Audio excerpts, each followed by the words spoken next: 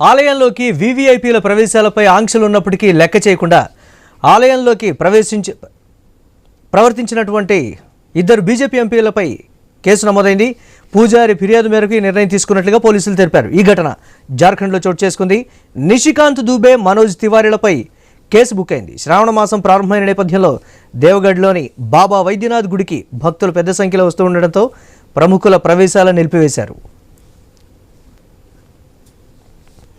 ఈ నెల 2న నిషికాంత్ దూబే, మనోజ్ తివారీ ఆలయానికి వచ్చినప్పుడు భద్రతా సిబ్బంది ఇదే విషయమై అడ్డు చెప్పడంతో వాదనకు దిగారు.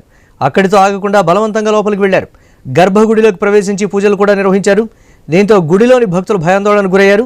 తొక్కిసలాట వాతావరణం కూడా నెలకొంది. ఈ పరిస్థితికి ఆ ఎంపీలే కారణమని పూజారి కార్తీకనాథ్ పోలీసులకు కంప్లైంట్ చేశారు. అయితే పోలీస్ కేసు నమోదైన నేపథ్యంలో ఎంపీ నిషికాంత్ దూబే ఎక్స్లో స్పందించారు. పూజలు చేసినందుకు తనపై కేసు పెట్టారని ఆరోపించారు. ఇప్పటిదాకా 51 కేసులు నమోదయ్యాయని, తనను అదుపులోకి తీసుకోవాలని కోరుతూ రేపు డైరెక్ట్గా పోలీస్ స్టేషన్కి వెళ్తానని చెప్పారు. మరో ఎంపీ మనోజ్ తివారీ మాత్రం ఈ ఘటనపై స్పందించలేదు.